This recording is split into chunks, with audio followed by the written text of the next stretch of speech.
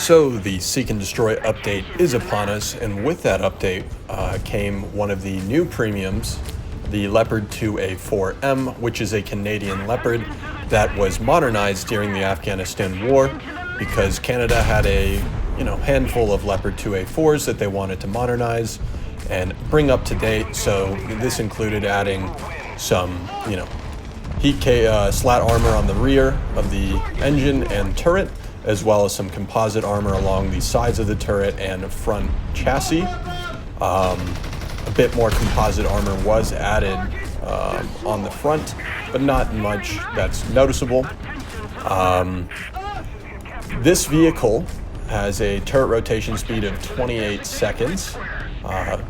Vertical guidance is going to be between -9 and 20 degrees. So negative 9 degrees of gun depression, 20 degrees of gun elevation, with a reload rate of 7.1 seconds. So the whole armor isn't super thick. It's going to be pretty much standard to what you see on the Leopard 2A4s, right? The M33 and anything above is pretty much just going to go right through that upper plate, as well as around the gun mantle on the gun. But off to the sides of the gun mantle, your turret can tank quite a few rounds just by absorbing them up in that composite armor that's been added on.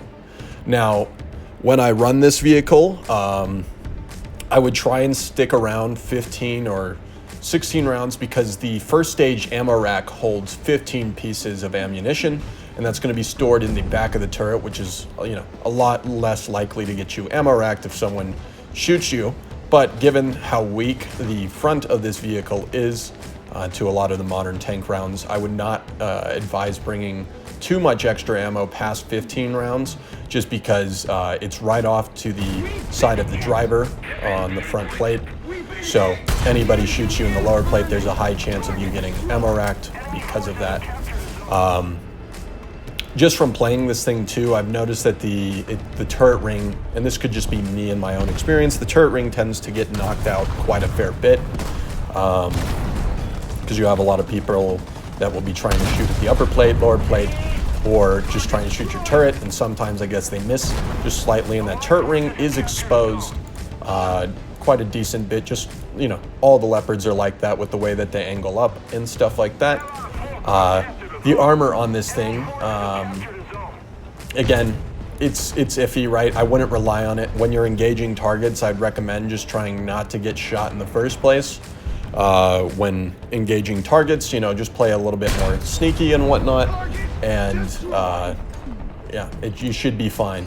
The round this does get, though, this thing gets a really good tank round. We get the KEW shell on this vehicle, which is one of my favorites, right? It's notorious, I guess, for being hit or miss. Sometimes it can bounce or whatnot. But from my experience, it's been a pretty solid shell overall. And with that round, right, KEW round has a lot of pen.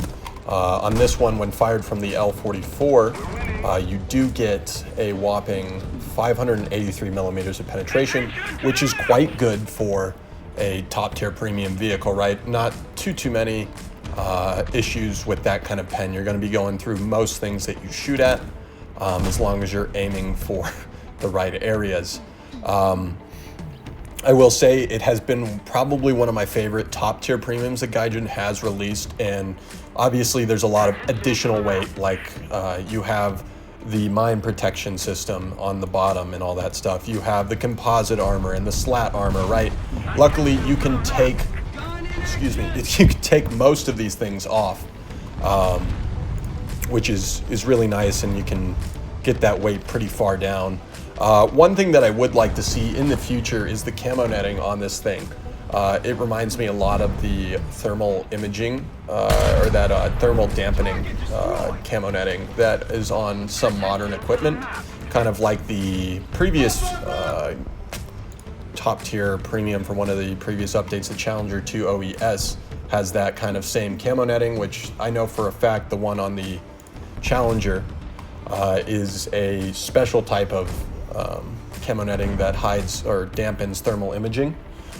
It would be cool to see them model that in-game. I'm sure that'd be a whole thing for Gaijin to try and model and whatnot, but it would offer a bit of unique play style for these vehicles, especially on night maps and whatnot when you get those every now and then. This vehicle does offer a 732% reward boost on RP, as well as a 615% boost on SL, right? Which is pretty good, right? You're gonna wanna know the earn rates of these vehicles. And this vehicle, even though it's 11.3, is going to be at rank 7, unlike the Leopard 2PL, which is a squadron vehicle in the German tech tree that features, it's featured at rank 8. But it being a rank 7 means you can currently research and unlock the entirety of the tree with full efficiency. Now, is this vehicle worth the $70 price point? I honestly don't think so, right? I don't think most vehicles in this game are worth $70. I mean, because if we're thinking about $70, that's a full-fledged game that you could pick up, right?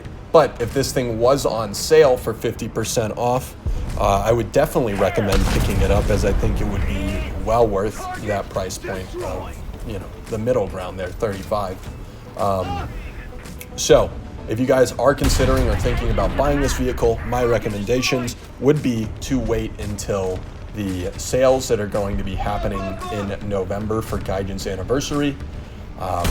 Again, overall, it is a pretty solid premium vehicle, definitely good for grinding. And with that said, I hope you guys found this video useful, and I'll see you guys in the next one.